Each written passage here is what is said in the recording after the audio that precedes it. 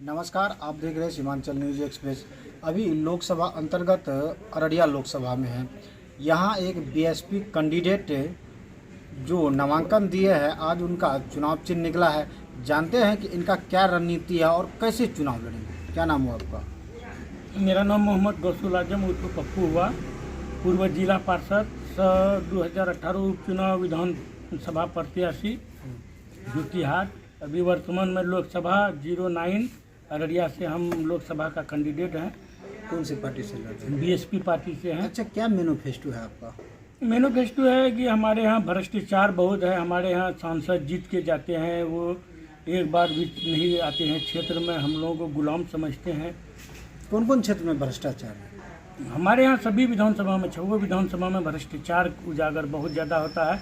हमारे यहाँ जो रोड बनता है, समझिए कि वो एक बचपन में कहावत है कि थूक लेके रोड बनता है, ताकि बचपन में वो थूक लेके हम लोग पढ़ते थे तो वो किताब को साटते थे ना, फट जाता था, तो उसी तरह वो लोग रोड बनाते हैं, इधर से बनाते हैं, इधर से उखड़ते हुए आते हैं। जिम्मेवार कौन? स्थानीय प्रतिनिधि है, जो भी सांसद हैं, अररिया के जो सांसद रहते हैं वो है। उनको जाके आप लोग नहीं बोले हैं? बहुत बार बोले हैं, चूँकि यहाँ का जो फाइनेंसर है वो वही लोग है। जो भी सांसद का कैंडिडेट है अभी, बड़े बड़े, चाहे वो मतलब आरजेडी वाला हो या बीजेपी वाला हो, उसका जो मैनिफेस्टो होता है उन लोगों का, वो जो खर्चे का ब्यौरा लेता है वही ठेकेदारी लोग लेता है। तो इसीलिए वो लोग उसमें मौन रहते हैं, कुछ बोल नहीं पाते हैं, चुपचाप रहते हैं। आप कितनों चिल्लाइए, बस इस काम से सुने उस काम से निकाल देते हैं। फिर प्रशासन पदाधिकारी भी उस पर एक्शन नहीं लेते हैं? कुछ भी नहीं, क्योंकि रुआब सबका मतलब ये होता है, परसेंटेज होता है, मतलब नहीं कोई काम उस पर होता है? कुछ नहीं होता है। डीएम साहब तो अपने स्तर से जांच स्थल करते हैं, बाकी क्या होता है तो वो खबर हम लोगों को नहीं हो पाती अभी तक। नहीं हो पाती। अच्छा, अभी स्थिति क्या है अररिया का?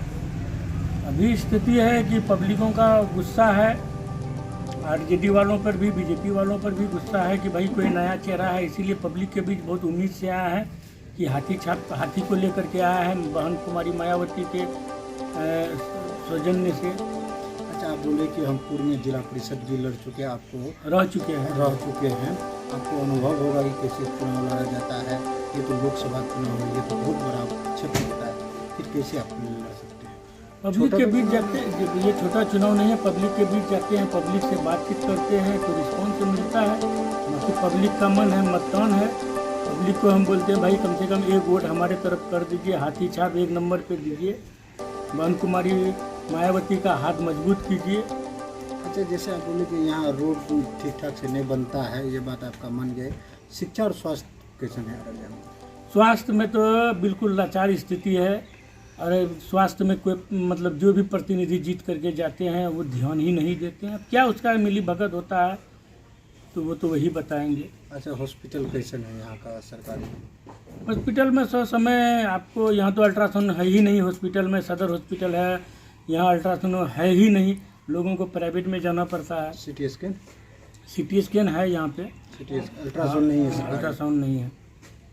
तो इसके लिए आप लोग आवाज़ नहीं उठाए? आवाज़ बहुत उठाए, हम जिला परिषद के सदन में बहुत आवाज़ उठाए, लेकिन क्या कीजिएगा, हम तो उस टाइम में छुट्टी भर थे। जिला परिषद का औकात क्या होता है, जिले तक का होता है। चूँकि ये आवाज़ लोकसभा विधानसभा तक गूंजनी चाहिए, ये लोग बड़े प्रतिनिधि ध्यान ही नहीं देते हैं। तो हम लोग लड़ करके लाते हैं, मुद्दा उठाते हैं, बाकी बड़े प्रतिनिधि क्या कर देते हैं तो ये खबर हम लोगों को नहीं मिल पाती है। अच्छा, शिक्षा की दृष्टि से अररिया लोकसभा कैसे, कहाँ? शिक्षा की दृष्टि से शिक्षा में ठीक ठाक है। शिक्षक लोग अभी टाइम पे आते हैं, हम देखते हैं शिक्षक लोग तो टाइम पे आते हैं, ये तो हम देखे हैं, कई स्कूल में हम देखे हैं। शिक्षा व्यवस्था ठीक है? हाँ, शिक्षा व्यवस्था ठीक है कि नहीं है इसमें नहीं बता पाएंगे, लेकिन शिक्षक लोग समय पे आते हैं। समय पे आते हैं? हाँ, सारे शिक्षक जितने भी जिला में हैं, बच्चों को पढ़ाते होंगे? हाँ, बच्चों को तो पढ़ाते होंगे, क्योंकि शिक्षक लोग समय पे आते हैं। तो जैसे आप बोले कि हम जिला परिषद रह चुके हैं, आप अपने समय में कौन कौन से काम किए थे जनता के लिए? हम तो लोगों के बाढ़ आपदा में 2017 की बाढ़ आई थी, सबसे पहले एनडीआरएफ का टीम हमने उतारा था जिला में।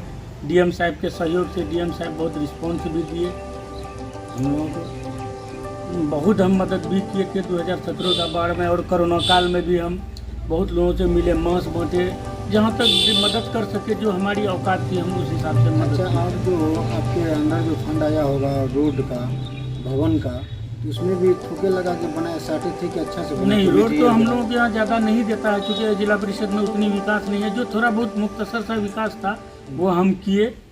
अभी हम बाढ़ ग्रस्त इलाके से भी ये करते हैं, जो कि हाट के दक्षिणी बेल्ट से, अररिया लोकसभा के जो कि हाट दक्षिणी बेल्ट से हम प्रतिनिधित्व किए कि क्षेत्र संख्या 30 से। तो वहाँ पे जरा सा भी अगर बाढ़ आया वहाँ पानी भर जाता है। बड़ी दुख की बात है कि हमारे यहाँ आपदा मंत्री भी रहे, लेकिन जब हम आपदा मंत्री नहीं थे तो हम जब जिला पार्षद थे तो हम हर बार आपदा दिलवाए, लेकिन आपदा मंत्री रहने के बावजूद भी आपदा नहीं मिला। ये तो बड़ी अफसोस की बात है। अच्छा, अभी जैसे आपके क्षेत्र में और कई दिग्गज पार्टी सब है, उनसे आप कैसे पार पाएंगे? देखिए, दिग्गज कोई नहीं है, दिग्गज है, बनना पड़ता है। हम भी बनने के लिए कोशिश कर रहे हैं। पब्लिक अगर साथ दे दे तो हम भी बन जाएंगे दिग्गज। हाँ, हम बनेंगे तो पब्लिक को सुनेंगे, क्योंकि हम जिला परिषद रहते रहे पूर्व में, तो हम बस ऑफिस अपना 8 बजे घुस जाते थे, रात में 8 बजे 9 बजे तक रहते थे, पब्लिक के बीच में रहे हैं। अच्छा, जैसे देखिए यहाँ बिहार में बीजेपी का कैडर है, आरजेडी का कैडर है, जेडीयू का कैडर है। आपका तो कैडर उतना नहीं है, तो आप कैसे इलेक्शन जीतिएगा? पब्लिक पे हम उम्मीद करते हैं, पब्लिक कैडर बनाता है। किसी का बाप का जागीर नहीं है कि वो कैडर उसी का है। पब्लिक को थोड़ा ये लोग डरा देता है कि अगर बीजेपी को वोट दोगे तो भैंस गोरू भी बंद हो जाएगा जबर करना, और आरजेडी वाला डराता है। इसीलिए आप लोग आरजेडी को वोट करते हैं? नहीं, हम लोग तो पहले आरजेडी का गुलाम बन के थे, हम मुसलमान, लेकिन अब आरजेडी से हम लोग निकल रहे हैं। बहुत गुलामी किए, हमारा बाप दादा गुलामी किए, अब कितना गुलामी करेंगे? हम लोग भी तो आज़ादी चाहिए। दरी बिछाने वाला काम छोड़ दिए? हाँ, अब दरी बिछाने वाला काम हम लोग छोड़ दिए हैं। अब हम लोग भी का है, बेनिफिट नहीं हो रहा था? बेनिफिट नहीं, विकास नहीं। हम लोग देखिए, हम लोगों को अभी आरजेडी वालों ने 15 साल पहले शासन किया तो मुसलमानों को बैकफुट में डाल दिया। वो लोग मुसलमानों को गुलाम समझता है।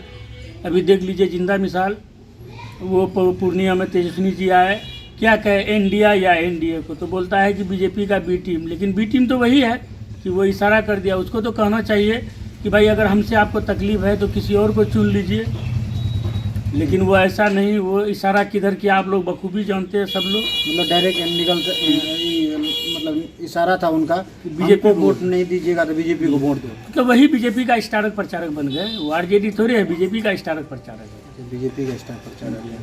अच्छा, कितना आरजेडी में कितना सीट मिला है अल्पसंख्यक को? अल्पसंख्यक को तो आरजेडी कुत्ता बना के रखा है। हम लोग जो जितने मुसलमान हैं वो सोचता है कि मुसलमान कुत्ता बन के, चूँकि हमारी आबादी 18% है, हमको 2 सीट मिला है, उनकी आबादी 14% है, वो 5 से 7 से 8 सीट में लड़े हैं। खुद तो अपना परिवार का 2 सीट दिए हैं। मुसलमान को सिर्फ 2 सीट से लड़ा। बस, वो भी एक मुख्तसर, वो पुराने ज़माने के लोगों का कहावत ना था कि गधा को दिया जूझ बांटने के लिए, तो गधा ऊँट को पीछे से थमा दिया। उसी तरह हम मुसलमानों को कह रहा है, वो पीछे से 2 सीट दे दिया बात रखने के लिए, जबकि हमारी हिस्सेदारी कम से कम उसी के एतबार से कम 50% होना चाहिए। वो नहीं किया। वो नहीं किया।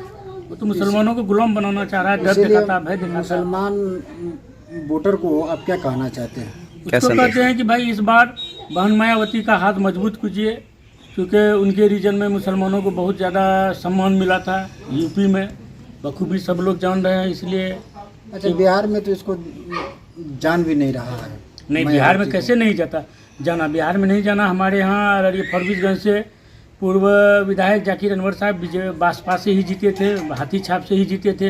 अभी वर्तमान में जमा खान साहब जो मंत्री हैं वो भी बसपा से ही जीते। बसपा का जनाधार है, लेकिन ये लोग बिक जाते हैं। ये तो चले गए दूसरी पार्टी में। वही ना है, वो विश्वास करते हैं मुसलमानों पर, मुसलमान बिक जाते हैं। अच्छा, जैसे आपका इस सीमांचल में ओवैसी साहब का बहुत बड़ा एंट्री हो रहा है, इसके बारे में क्या कहेंगे? ओवैसी साहब वो भी लड़ रहे हैं अपने लिए कि भाई मुसलमान गोल हो जाओ। जैसे तेजस्वी जी बेवकूफ़ बनाए, जिंदा मिसाल पूर्णिया सभा का ले ही लीजिए। ऊपर से मुसलमानों का रहनुमा, अंदर से बीजेपी का एजेंट है। तो बाकी ओवैसी साहब है, वो भी मेहनत कर रहे हैं कि मुसलमानों को कह रहे हैं कि हम आपके लिए लड़ रहे हैं, आप मेरे साथ भी। बाकी उसका मैनिफेस्टो क्या है वो तो वही बताएंगे। अच्छा, पब्लिक के लिए आप क्या संदेश है? पब्लिक के लिए यह संदेश है कि भाई चुपचाप हाथी छाप पे वोट दीजिए। बहुत आरजेडी बीजेपी को देखे, एक बार ये यंग नौजवान को भी देखिए, क्योंकि अभी आरजेडी का जो कैंडिडेट है वो मंत्री भी रह चुके हैं। क्या आपदा मिला नहीं मिला, चूँकि अररिया पूरा दुनिया में सब लोग जानते हैं, अररिया पिछड़ा जिला है पूरा हिंदुस्तान का। और जो कि आज बैकवर्ड ब्लॉक है, पूरा हिंदुस्तान का बाढ़ प्रभावित ब्लॉक है, लेकिन वो आपदा मंत्री रहे 17 महीना, 2 बार आया, नहीं दिला पाया। और इससे बड़ी बात क्या कह सकते हैं, आप भी बखूबी जान रहे हैं। अच्छा, जैसे आप इलेक्शन लड़ रहे हैं, आपका छाप क्या है? हाथी छाप। हाथी छाप है 1 नंबर पे, हाथ चुपचाप हाथी छाप पे सब भाई वोट दीजिए। सब भाई बहन से, नौजवान से यही है उम्मीद कि भाई इस नौजवान का हाथ मजबूत कीजिए, चुपचाप हाथी छाप में वोट दीजिए, बहन कुमारी मायावती का हाथ मजबूत कीजिए। ये थे अररिया लोकसभा से बीएसपी कैंडिडेट, जिन्होंने बताया कि यहाँ कुछ समस्या, गंभीर समस्या है जो जटिल है, बीमारी की तरह है, ये कभी ख़त्म नहीं हो सकता है। जिनके लिए अगर जनता यहाँ बीएसपी कैंडिडेट को जिताती है तो सर्वप्रथम उन जटिल बीमारियों को ख़त्म किया जाएगा। कैमरामैन के साथ नदीम राजा, सीमांचल न्यूज़ एक्सप्रेस, अररिया।